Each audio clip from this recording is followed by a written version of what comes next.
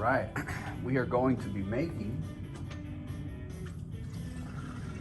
a little, instead of having the paintbrush cutouts, we're gonna be making a cylindrical mini tube, mini pot with a rolled bottom, textured bottom, pretty simple process. So it's basically this guy without the paintbrush cutouts. And this is most of the stuff that I have off camera. I have a ruler over here to the side. Cut myself about 3 pounds of clay. Got my little texture paper right here. X-Acto knife, needle tool, smooth rib. I have my turntable. I have a Sharpie and I don't know, a couple other gadgets. I'm going to be working directly on top of the slab roller right here, so I don't have to move things around. Get this guy out of the way. Roll this slab pretty thin. The ultimate goal with this 3 pounds of clay or so is to make sure that we are maximizing our slab usage. So I'm going to build one in front of you, and then I'm going to essentially cut all the parts for a few nesting pots, as they were. So I'm gonna get that guy set up, and I'm gonna start at about 3/8 of an inch on the dial. Going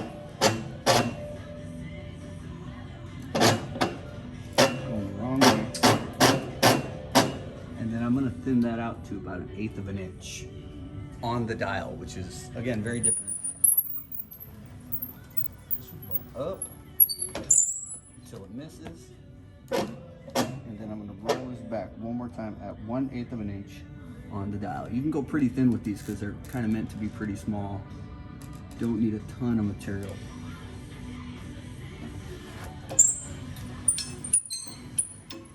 Doesn't need to be super thick. If you want it to, you can do it. I'm gonna do this.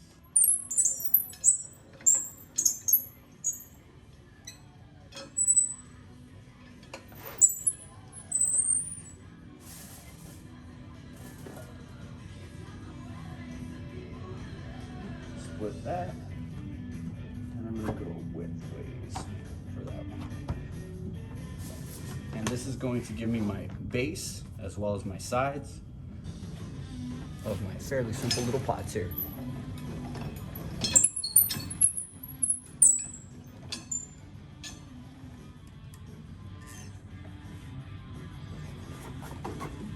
Set this off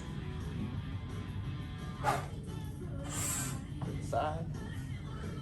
I'm gonna work with this one right here.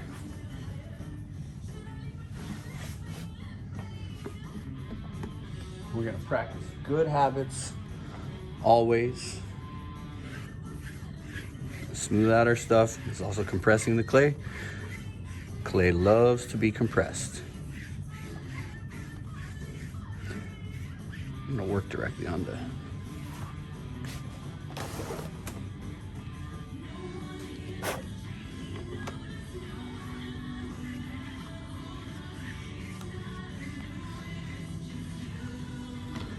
the other side as well.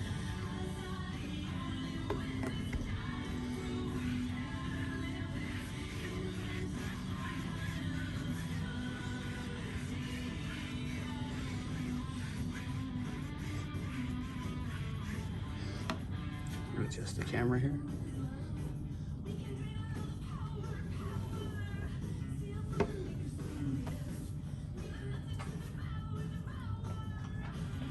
You're not typically going to be working on top of the slab roller. You're going to be at your tables. You're going to be working with panels.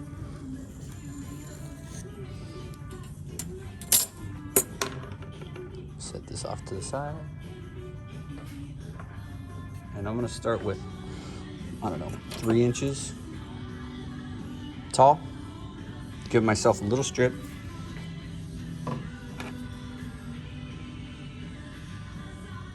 Get it close. Doesn't have to be perfect. If you want it to be, it can be.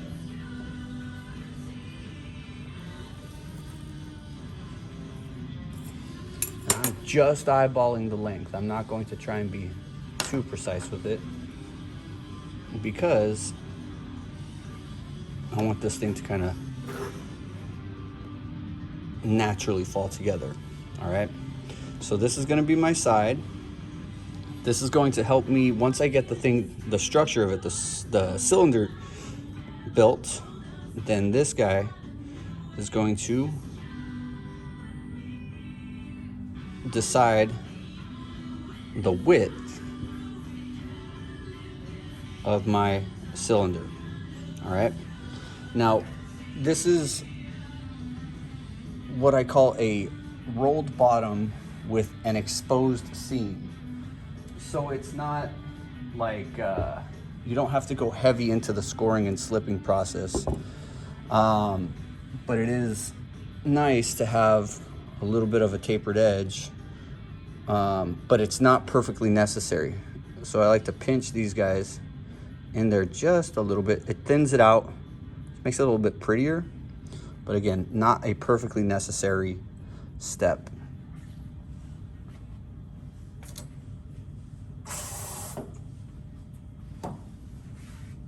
Take my serrated rib, do my little score and slip. Just light, doesn't have to be anything too intense, especially with clay this soft. Got a little bit of water right there. Scratch up the surface.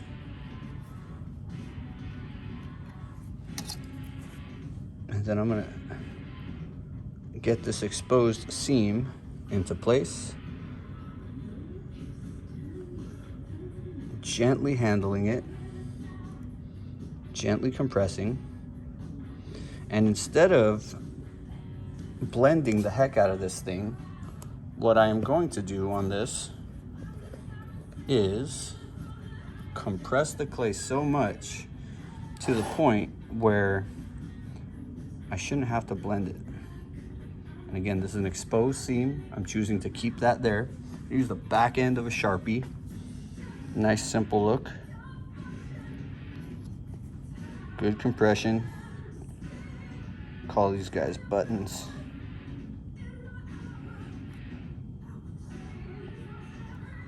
In a nice controlled fashion. Again, I'm being kind of loose with it. Be as precise as you want. Get these guys to be as round as you want. And that's wonderful. And now I'm going to do the base, and this is pretty straightforward. I'll take my extra slab.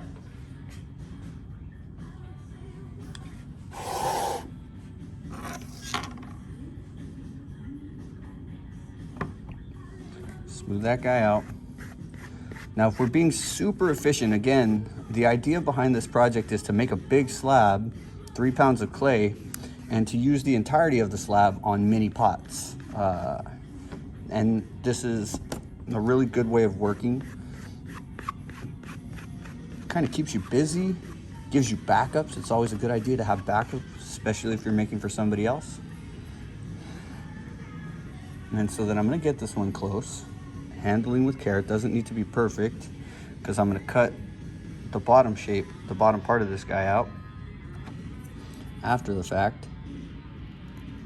So I'm just going to leave myself a little bit of extra, and a lot of this is going to come off later. I'm going to leave just a little bit. And then this one's going to get set off to the side.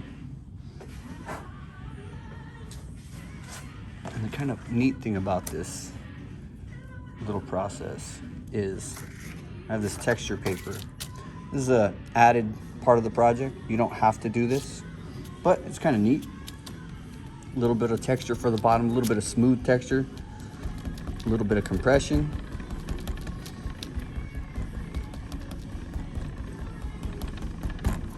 It's going to give you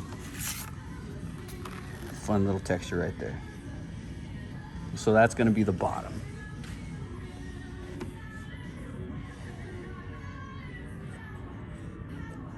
Try and lock my thing in right here.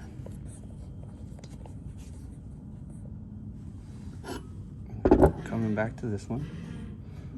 Do a little flip because I know I want that to be my bottom because that's perfectly flat. Make sure it's as round or cylindrical as you want it to be.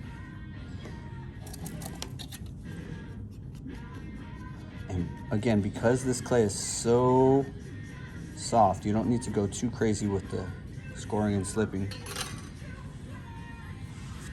And do the same thing. Give myself a little guideline. Help me know where everything's at. Light taps.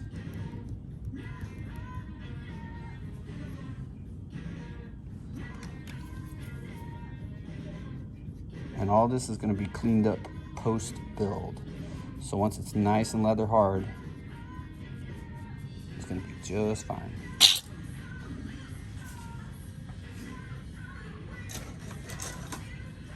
Brush for this part.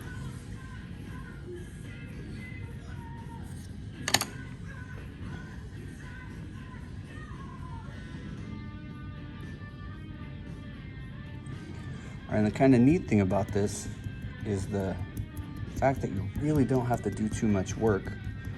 At this point now, this guy is like 80% done. Instead of your fingers, you could use a little paddle here. Got a little mini wood tool. And this is just a light compression. Just gonna smooth out the bottoms. It's gonna give you a good connection. If you wanna wait for this to be leather hard, this is perfectly acceptable. And as I'm doing this, I'm giving it that slightly rolled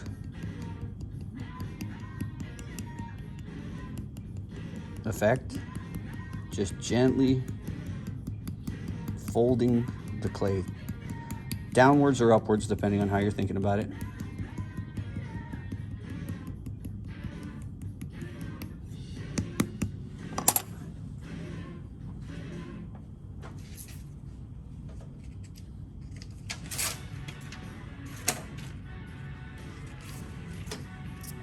Get this guy out. Putting a piece of paper down so it doesn't get stuck to the thing.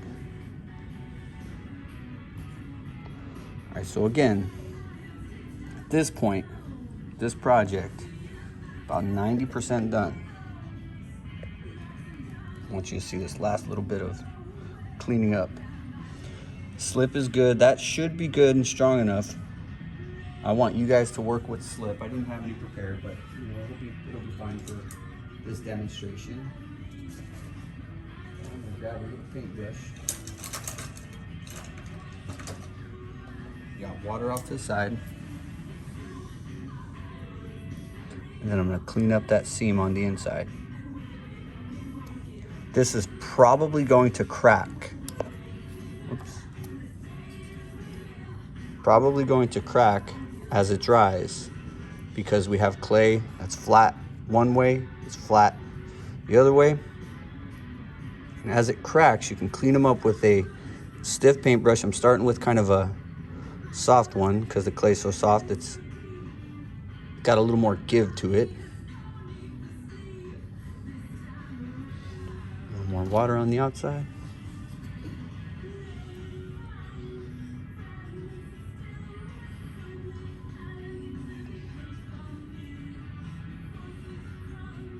And then a lot of those little cuts that you're seeing on the inside of this thing can be cleaned up later. The outer edges of this guy can be cleaned up later. You don't want to mess with it too much right now because it's so soft. But do what you can. This guy is pretty much done. So part 2 is going to be cleaning up the exterior, cutting off the bottom. Bam, 10 minutes. And I'm going to continue videoing and using, my next batch of clay right here to create the next part that's gonna sit just on the inside. Basically the exact same process, just slightly smaller. All right, cool. Set this off to the side, let him set up.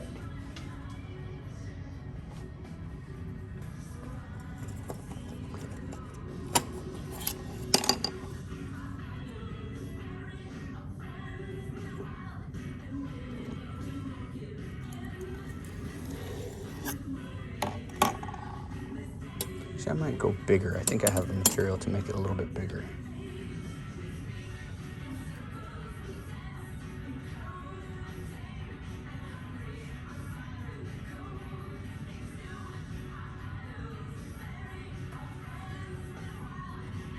going bigger. I'm gonna make the bigger version of it instead.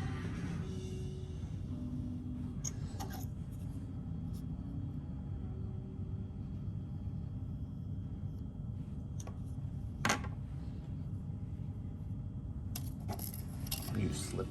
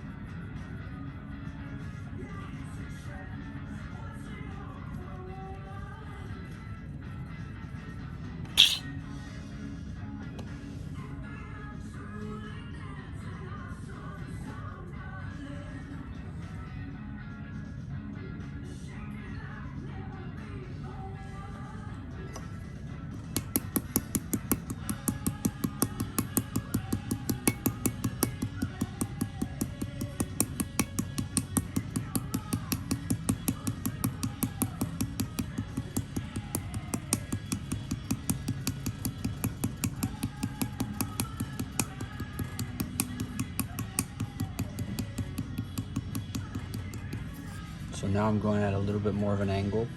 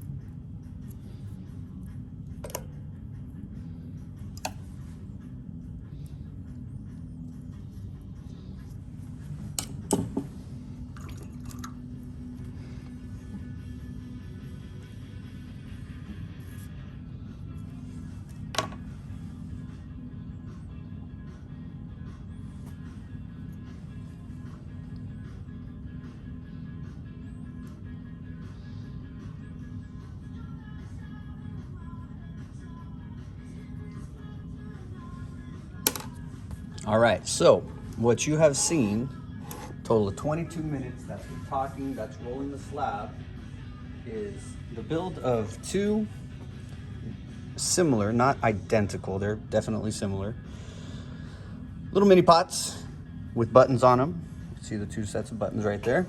And those are going to get cleaned up in the next little bit so that they are clean and pretty. Get rid of the extra stuff down here that doesn't need to be here, the extra stuff down here that doesn't need to be here. Soften up some of these corners up here. You know, glazes don't like corners, sharp edges. And then we're pretty much done with the project. There you go.